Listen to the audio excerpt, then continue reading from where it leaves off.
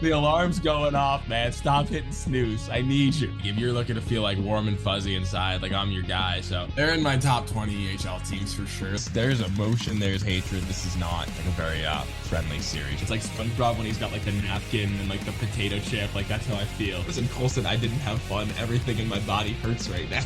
The team that has the lead in the second period is just not going to win that game. There's no need for air quotes. He's tardy all the time. It's the American thing to do. I was alive, just not buried. No, don't get pucks deep. Hang on to the puck. Pass the puck. Shoot the puck. Are we live? Are we live? We're having a good time. JKP, baby. JKP.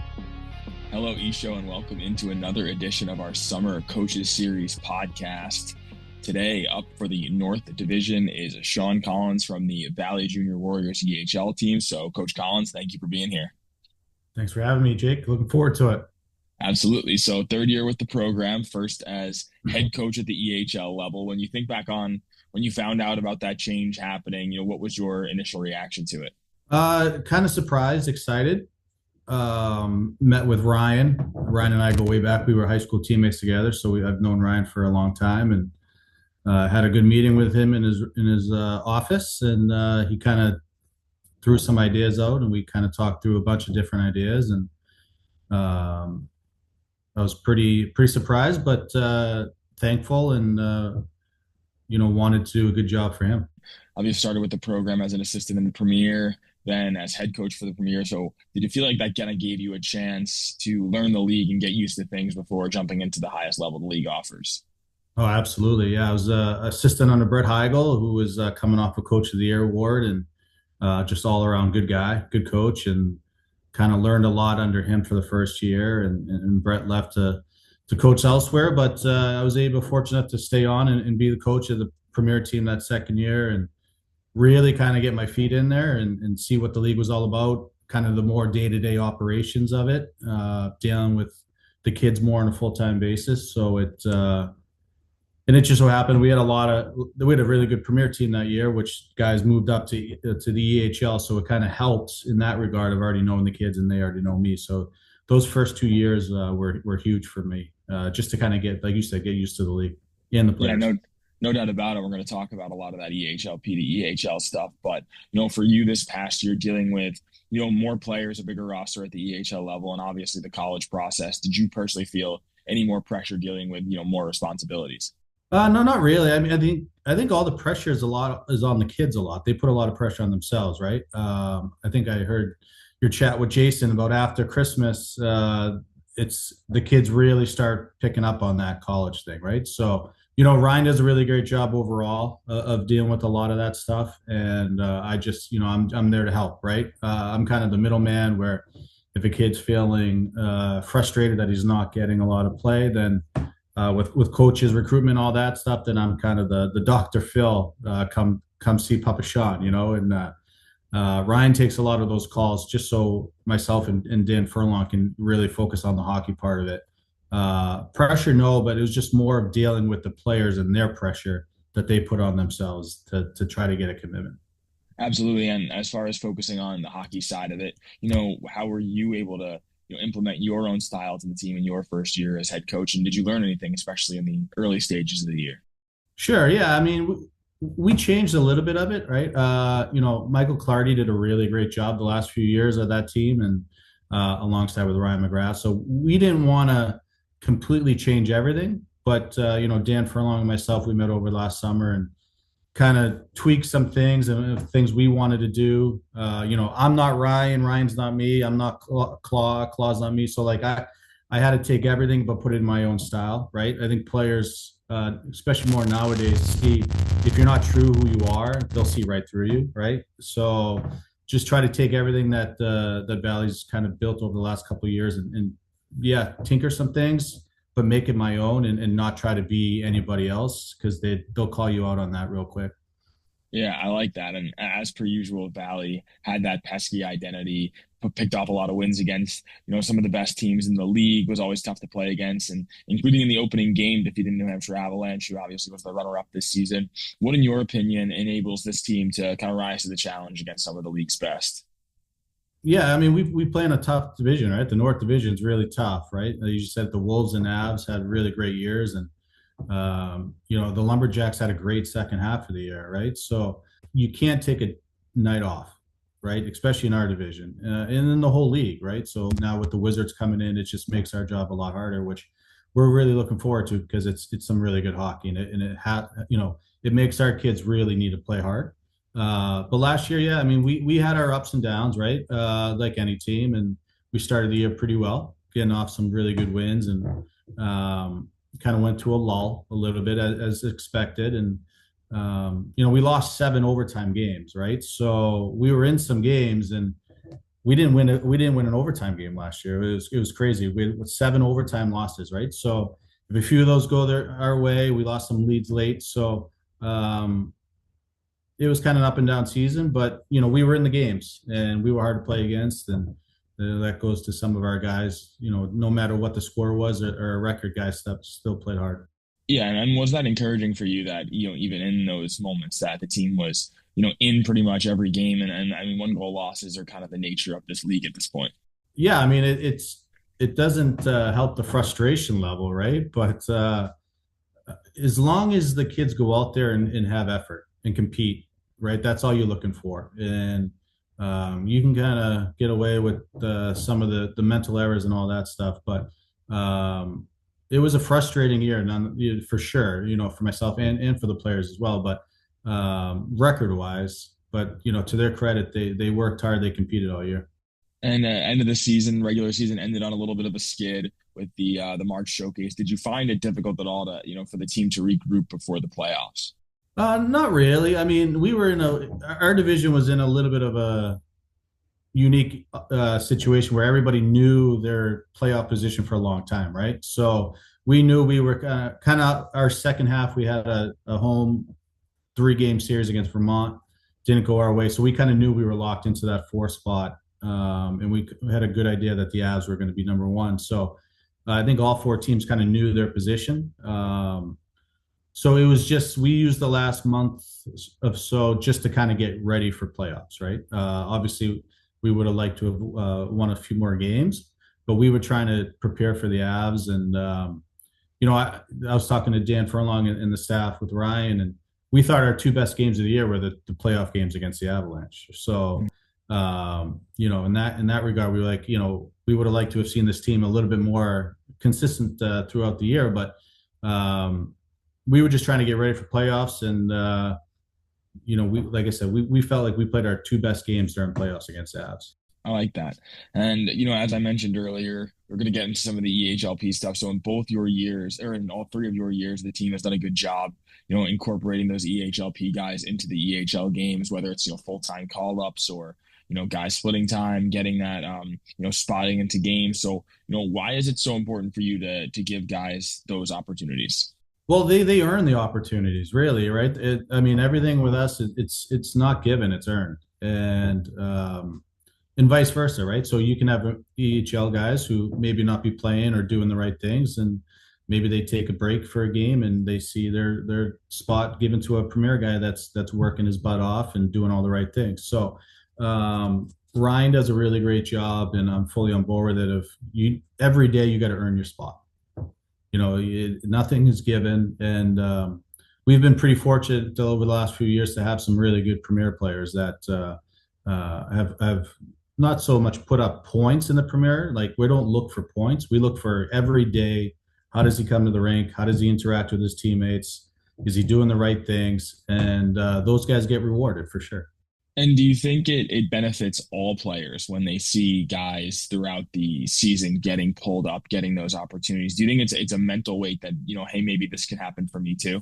Oh, 100%. Yeah. And we've had that feedback, right? So, we don't want to have 2 different teams and then they never interact with each other. And, it's the EHL team and the premier team, and they don't really know each other, right? So we practice back to back. We're fortunate to have 2 rinks, and it's kind of the locker room situation where both teams are in the same area. So we have a lot of interaction between the guys. And if someone gets called up for a game or a week, then it's kind of that seamless transition where they already know the guys, they know what to expect.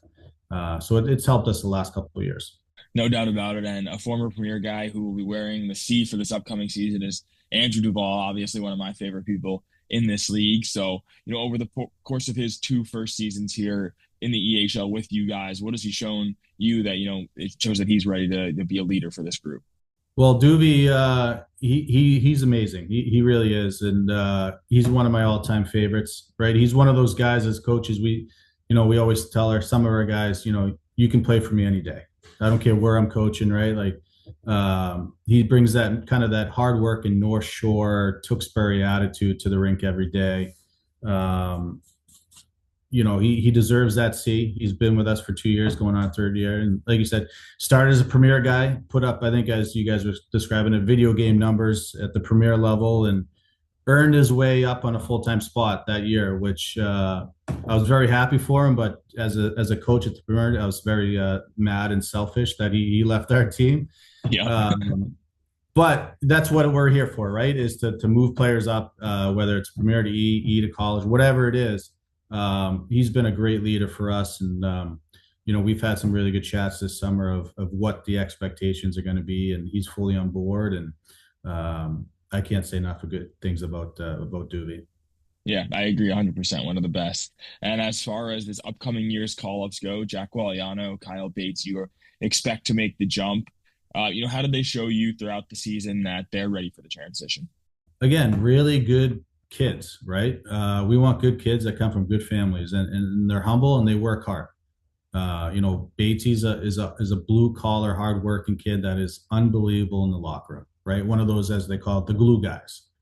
He cares, he's committed, he wants his teammates to do well. Like he's not looking for himself. He's trying to get his teammates involved. And the same thing with Jack. Jack brings some speed, he brings some skill, but at the end of the day, they want their teammates to succeed. They want their team to succeed, and we're looking for them to bring that blue collar lunch pail attitude, but really good in the room and can bring some skill to our team on the ice. Yeah, no doubt about it. I mean, Kyle Bates, is a really strong defender, but only 11 assists, so it goes into what you're saying, that it's more than just the points that you guys are looking at. Yeah, I mean, if he's one of those guys, like if you tell him to go skate hard into that brick wall, he will do it. And that's what we kind of need on our team, and we're looking forward to having him back and really being a leader inside that room. Into some other players that you have brought up with you in this past season, goaltenders Jake Davies and Ben O'Keefe. They were your duo in the Premier, and now were your duo this past season at the EHL level for both their age-out years. So how cool is it for you to see them make the jump and have them for both years doing the same thing, pretty much supporting each other, being 1A, 1B? They were great. And, it can be tough, right? Having two really good goaltenders and trying to find time. And, we did our best trying to get both of them in there as much as possible, especially as their age out years. But starting at the Premier, I mean, they were pretty much lights out at the Premier level for our team. That's why we had such a good record, was our goaltender. I can't say enough about those two relationship with each other. It wasn't, I'm playing good because I don't want this kid to get the net, whatever, right? Like they really truly liked each other. I think it's because they were teammates for a couple of years, and they really cheered each other on. And if one was having a bad day, the other one would pick them up, right? I can't say enough of good things about again, Benny, another North Shore, Tewksbury, and they're very different mentally, right? With Benny's more outgoing, he's kind of a goofball. He's like your typical goaltender, right? Like your weird goaltender. And I say that with all the love and admiration towards him. And then Davies is we call him the professor. He's always reading a book on the bus. Like he's very stoic. He's he'll be running his own company. We'll all be working for him one day, right? Jake Davies, and he's a great team guy. Always picking up pucks. Always have the sticks. The guys truly love him, and we weren't the best defensive team last year, and they were put in some tough situations, but some of their saves and their numbers just go to show how good they really were, right? So happy for both of them moving on to college, and it's sad to see him go, but it was a pleasure last 2 years getting to play with him. Yeah, a good 2 years, no doubt. And a player that's going to be an upcoming guy for you, we got to meet him at the Combine this year where he was very, very good, is Preston Wheeler. Got to interview him. So how do you see him being an immediate impact player for the Warriors? Yeah, I think, the first thing comes to mind is speed, right? He's got some speed and skill. And, not many people can do both and have speed and do the skill at the same time. A lot of kids have to slow down and do one or the other. But we're very excited for him to come down and help our team. And he's been great getting to know him this summer, and especially at the combine where you said we thought he was probably the best player out there. So he can shoot a hockey puck as well. So we're expecting big things from him, and we'll see how it goes, right? It's probably a little bit of a transition from prep to EHL, but we think he can handle it pretty well. Yeah, and then speaking of that transition, with how many guys aged out this past season, going to be a lot of new players in the organization. So, what do you think, you as the coaching staff, you and Coach Pearls can do to help make that, a more seamless transition for guys jumping into the league for the first time? Yeah, I think it starts once they sign. We bring them in and we get a plan going with them. We have a Zoom with Dan and Coach McGrath, and kind of go over their summer plans, their academic plans, and Doobie's already been taking that captain. He's been starting a team chat and all that, just to kind of get guys under the wing, get the expectations going now. So come September, everybody's on the same page, and we're looking forward to it. Right? It's like you said, we had a lot of returners the last couple of years.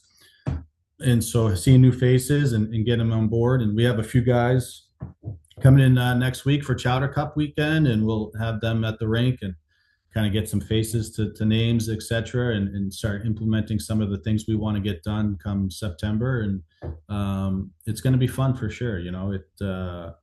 It's a new challenge, and every year, you probably ask any coach, every year is a new challenge, and it's exciting, right? So we're looking forward to it. Exactly, and it'll be here a lot quicker than we think at this point, already in July here. But and last question for you, first season at the EHL helm. So how did that year kind of inspire what you're looking for in terms of your recruiting in this offseason? Sure. I mean, just the division that we play in, right? It's a big, heavy division. So we want to get guys that can kind of complement that. I tell the guys all the time, I don't want to be a bored head coach. I don't want to be on the bench and just watch boring hockey. But you also have to kind of toe the line a little bit of boring hockey and kind of careless hockey, of trying to be too skilled. So we're trying to kind of merge the two, right? Get bigger, stronger, but some guys that can, at the end of the day, you got to score more goals than the other team. So we're, trying to get some bigger, stronger guys that can put the puck in the net. And, for the hour and a half, 2 hours that I'm behind the bench, I'm not bored, I'm not bored when I play the Seahawks, because you have to hear Billy Zanaboni scream his head off, and Mikey Richard. But other than those games, I'm dialed in. But I'm kind of mad at Billy and Mikey. They're up at Toronto for a youth hockey tournament, and they didn't want me to come up with them. So oh no, I'm pretty upset with them right now. So gonna have to settle that on the ice then, I guess. Well, that's all right. I'll give him a phone call. I might call customs on him and border patrol and make sure that, especially Richard being a French Canadian. Exactly. Yeah. Guy's got some suspicious ties, no doubt. He sure does. The Montreal stuff, you never know. But exactly. But no, it's we just want to get bigger, stronger, faster, right? Try to put a competitive team out there and try to score some more goals than we did last year. I love it, Coach. And I do have one last bonus question for you. Since you were, a very impressive player in your day, was there any player from this past Warriors team that reminded you of your style of game when you played? Oh boy, I don't know if that'll get him in trouble or me in trouble. I don't think so. Maybe I don't. I told him I was like the perfect player, right? Yes. 4-1, all that stuff. So if I say a name and he might get mad at me, but no, I think it's the hockey is from what, I don't want to date myself, but 20 something years ago is completely different, right? It was a little bit more open on the ice back when I played compared to now. It's very structured. There's a lot of coaching going on. So I don't think anybody truly reminded me of myself. No, unfortunately. One of a kind. Yeah, well. In more ways than one, I guess. People had their opinions on me as a player, but no, we had some really good kids last year, right? It was we had a good locker room. It just obviously just didn't go our way, but no, probably not. Maybe Mikey Richard as the Seahawks assistant coach. Him and I are similar guys. The Rocket. Perfect way to end this one. Self-proclaimed rock. Nobody's ever seen it though, so. Awesome, Coach. Thank you so much for your time today. Enjoy the rest of the offseason. See you soon. Yeah, you as well, Jake. Thanks. Thanks for listening to The E Show, presented by the Hockey Podcast Network. Learn more about us at easternhockeyleague.org and follow us on all of your favorite social media platforms. Also, be sure to subscribe and get notified when our next podcast episode is released.